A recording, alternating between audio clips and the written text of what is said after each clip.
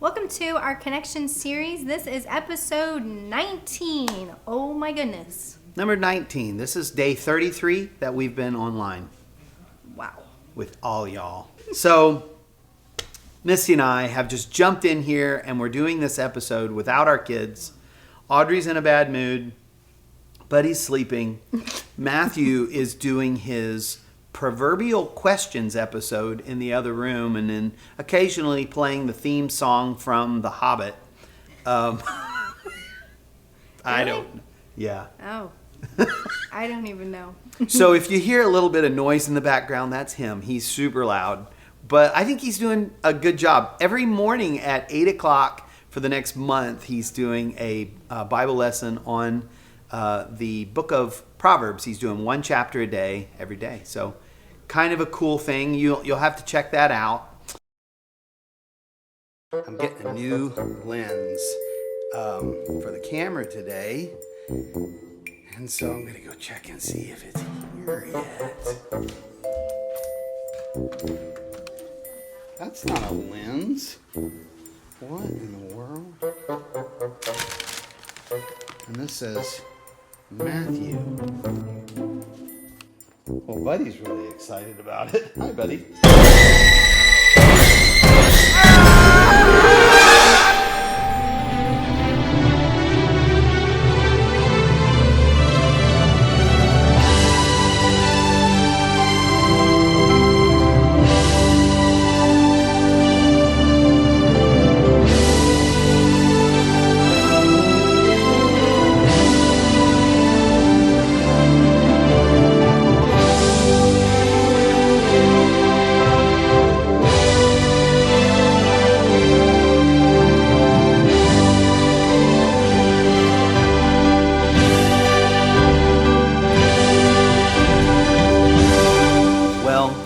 Danae and Stephen Ferris and Oliver brought us donuts. Well, they brought me, Misty, and Audrey donuts. They brought Matthew an orange. Oh, what are you doing? Push-ups? Are you trough feeding on this candy? Do you want this donut? Actually, I'm going to go ride your exercise bike for a little bit, if that's okay. This is not good. Well, Stephen, I'm so sorry. Looks like it's going to be a bad day for me. At least there's one person in this house that actually can eat these donuts. It's heavenly.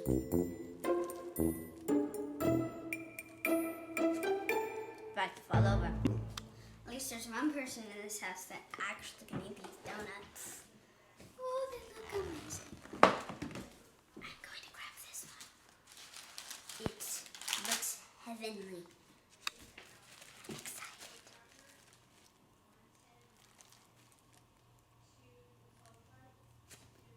About to fall over. Woo, is that good? I will eat these all. No one's allowed to have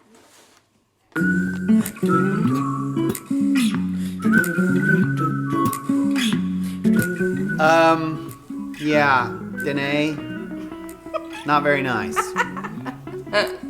That was really funny. Super funny. I actually gained weight today. I ate 2 donuts before I even weighed myself. I could not control when I opened that box and saw the donuts in there.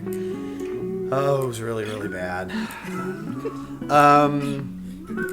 We have some great interviews today. We have actually 2 interviews, one with Pastor John Maines and the other with Andrew Johnson. And I know you're going to enjoy those. But before we get to that, let's think of something else interesting to talk about. My wife is going to interview Arnold and Shelley Wetzel today. She's making her big debut as an interviewer, and we'll just see. If she gets more views than me, I'm probably going to be. Let's do this. They haven't said yes yet. Well, I hope they do. So if you don't see Arnold and Shelley on here in the next couple of days, it's because they said no. Oops. Why would they do that? I don't know. I had a Zoom meeting this morning. You did? Well, it's school, so I have them a lot, but it was my chemistry class, and one of my boys' hair was so tall, he could get it all the way in his mouth. I think they call that long. I saw that David McDowell cut his own hair for the first time in years. Good job, David. It looks great. I need to see that in person. All right, let's get to these episodes, or not episodes, interviews with Brother Maines and Brother Andrew Johnson. I am so excited to have my good friend, Pastor John Maines, on the program here tonight. Brother Maines is the pastor of Rock of Hope in Sellersburg. He is one of the associate pastors at the Tabernacle in Seymour, Indiana. He is a property manager, a realtor, an amazing guy, a runner. One of my best friends. Truly appreciate Brother Maines and his family. And thanks for taking the time to be with us here tonight, Brother Maines. Thank you. It's an honor. Well, we are 6 weeks in to this online service stuff. Tell me a little bit about how it's going for Rock of Hope. Overall, it's going pretty good. It's obviously it's got its challenges. We first started doing live Sunday mornings. We would get up like a normal church time that we'd normally do, as if everything was normal. And so we would get up early Sunday morning, make our way down, get everything set up, and then we'd record the service, which was live at 11 o'clock on Sunday morning. And there was just some things about it that was just making it a little difficult. So we decided that we would go down with some help, obviously, with people that know what they're doing, because we didn't know what we were doing, to help record the service to premiere on Sunday. And with that, it really was helpful because you could spend some more time. You had people that could help you with recording. That's what we were struggling with, to make it sound and look better than what we were doing. We were just using the iPhone, and it was fine. But this now in the season we're in, it was just we had to do something different. And so, big shout out to not only yourself, but then also to Andrew Johnson for stepping up and helping us out, and Jay Boyd with our sound was fantastic. And you've had a great team that has continued to work with you, doing worship and all of that. It has been, when they came out with the self-quarantine and then they dropped down from not able to have the 10, or 10 or less, and all of those things that they had put into place, it was a little concerning for us because we didn't know if we should include people that were not family. We wanted to do the right thing. So it was when the IBC closed and the kids came home to do their schooling online, it helped us out in that regard because Drew was able to play bass. Sophia was able to go back to her normal role in leading the worship with Elena. And then we also had Naya, who's been living with us for this school year, and now for the summer, she came with us to help in the praise singing. And then Brother Kyle Champion lives just down the street, and he's also my wife's cousin, so he's still family. So we had him come. And so with all of that, we've been blessed with people that have the talent and was able to jump in there and have done a remarkable job, and I can't thank them enough. Yeah. You mentioned Andrew Johnson, his help in working with your video equipment and stuff. Andrew's is going to be a part of this program, and I just want to say how much I appreciate him helping you and jumping in and getting involved with the various ministries and just doing what needed to happen to make sure everybody had a great online presence. I jumped on your service yesterday. I noticed you had a great live audience. That has been, if there's anything I can say, yes, it's got its challenges, but man, does it have its benefits. And watching the folks that come on, respond throughout the service, and then you can see who's watching and then see the views that are happening. In our normal that we have been doing up to this point, we would have, 10, 15, 20 maybe, and then total views at some point during the following week, we'd have 140, 150. And now we are seeing that 4 or 5 times more because of what the situation we're in. So I can honestly say that we feel we're reaching people. I've had people from my own family in Minnesota that normally that I haven't been watching ever up until this point, that are watching now and responding with their comments. And I'm just praying and hoping that this leads into something more than just because of the situation we're in concerning the virus, that this is what we're having, the alternative, that it turns into something more, turns into something even greater than just watching the services, that they'll, once this thing gets back to whatever we want to call normal, then they'll get themselves back into church. So those are some of the things that I have seen with folks watching, and the different people that I don't think normally would, but because of us in the online presence is really increased dramatically, and I'm so thankful for that. What message of hope would you offer to your church people, to the Tabernacle, and anybody watching this program tonight? To me, what I have seen through this whole ordeal that just gives me strength is to know this, is that you need to take God at his word.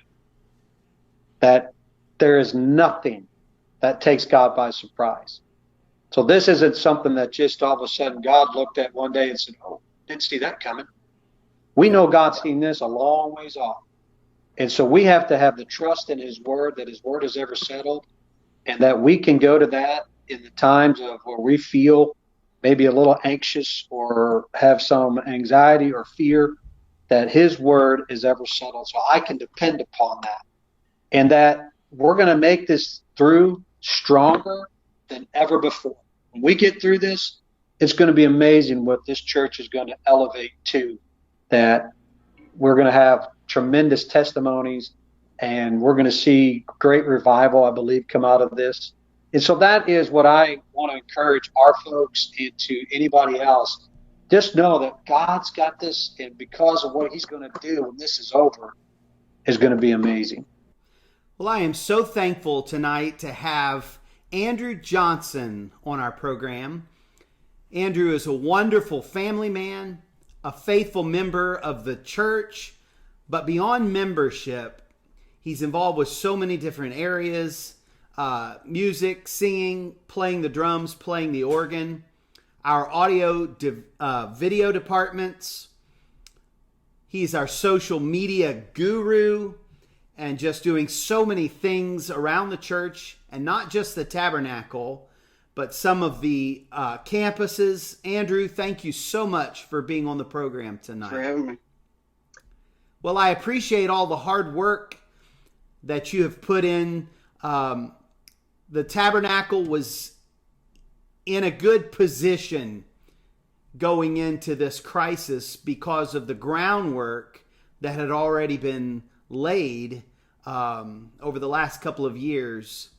So thank you for all of the hard work that you've already done. But now you're kind of a point man for producing programming and helping churches to be online.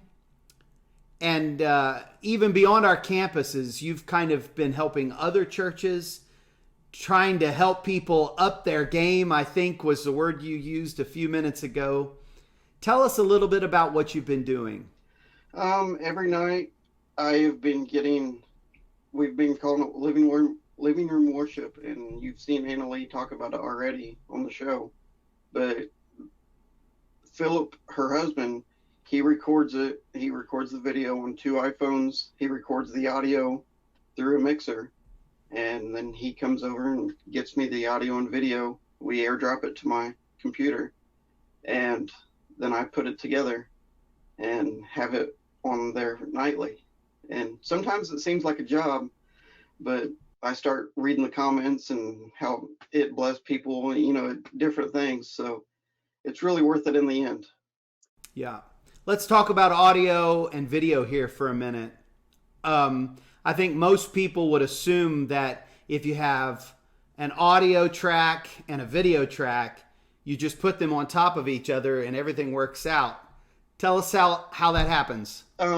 It starts looking like an old Chinese film where you'll be talking and the video is delayed about 3 seconds or so. Yeah. And that's not good. And it gets worse and worse. Yeah, it really does. There's different frame rates that you record in, and if you're not lined up with the audio and the video, it can be a catastrophe. I think one of the biggest struggles people are having is their internet service just isn't good enough to broadcast live. There's workarounds. Tell us about that. Facebook Premiere is such a game changer.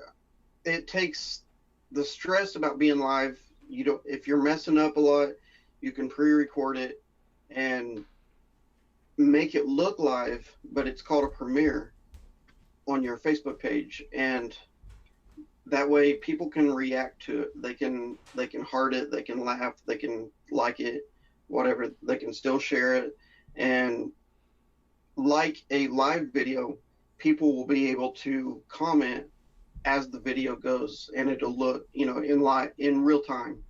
So, and it'll always show up like that, as like even after the video ends, it'll show up like the live.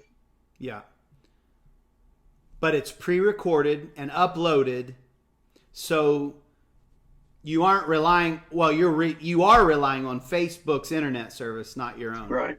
Yeah. Once it premieres, it's already uploaded, processed, so it's already scheduled. So there's no worry in it. I think somebody's saying, "Well, I don't want to do that. I don't want to fake this thing." But whether you're preaching to an empty auditorium at 9 o'clock on Sunday morning or preaching to an empty auditorium at 7 o'clock on Saturday night, it's 6 of one, half dozen of the other. It's the same thing. Getting it done ahead of time means you can take away all of that stress of relying on internet service to work or not. Plus, it allows you to interact with the audience in a way that you're usually not able to. Right. Andrew, before I let you get off of here, what message of hope would you have to share with people watching here tonight? With everything going on, it's just, I got to be honest, a little bitterness. I've been struggling with a little bitterness because having Landon, I don't know if you know my story, but we have a 12-year-old that has a spinal muscular atrophy, and he wasn't expected to live past 2. So every winter, about October, we go on this self-quarantine like everybody's doing right now. And to see the amount of panic on people's faces and just, people, they're scared to death. And we are expected to do this every single year. And to get through that, I've really learned that verse, Proverbs 3:5, it comes to mind.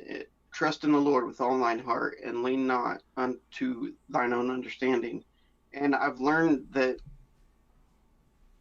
as much as I know about this disease and as much as I can do for him, it's still not enough. I just have to trust in the Lord that everything's going to be okay. And I think that people going through this, I think they need to learn that it's just going to be okay. As long as you trust in the Lord, everything is going to be okay, and this too shall pass. Yeah. Awesome. Andrew, thanks again for all the hard work you put into the churches and Thanks for your attitude. Thanks for being here with us tonight. Thank you. Thank you for having me. Again, I want to say how much we appreciate Brother Jeremy Smith, Brother Bryce Kyle, Brother Joshua Smith, Brother Luis Morales, Pastor Arrowwood, Andrew Johnson. John Maines. Did I skip? This episode is about you. Brother John Maines and all those that have helped, Brother Clayton Wetzel, Brother Clayton Henderson, the musicians, the singers that have worked so hard during this time to continue to bring us our church services. We really, truly appreciate it. And also, thank you for logging in, and thank you for watching and being a part. It has, I don't know, we haven't just survived. I feel like we have thrived through the midst of this crisis. Hopefully it'll be over pretty soon. We still have our fingers crossed that we're going to have church on Sunday. If not, I don't know. We'll find see. out tomorrow from the governor, but I'm guessing it's going to be rolled out like slowly. Like it closed down slowly. I think it'll... Speaking of being rolled out, I had to be rolled. I'm rolling around. I gained weight. Can you grab that little board over there? So what this says, I don't know if you can read it. It says Matthew 9, Aaron 10. So Matthew picked up a point today. He's doing something wrong.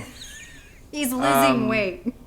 He lost 2.4 pounds in one day, which we all know is not possible. In fact, he weighed himself twice. I know. So he did it wrong twice. Well, yesterday he must have had like some serious water weight or something. I don't know. No, it's just water weight. Well, I gained nothing. I'm at flat. I just went flat. I'm 192. Hopefully this will be a better day. No thanks to Danae Ferris and the donut deal. Matthew did not eat a donut. He did eat his orange, and all the effort it took to get inside of the orange. It was the orange that helped him lose 2 pounds. Good job, Danae. You need to eat an orange tomorrow. Yeah, I do. How about 10 oranges? I have a question. If you eat something, if something is good for you, like if an orange is good for you, is 10 oranges 10 times that good? I don't know. It's very acidic. Yeah. Well, It hurt. we better go. We love y'all. We appreciate you. Thanks for joining us tonight. Hope you stay Connected. Yeah. God bless.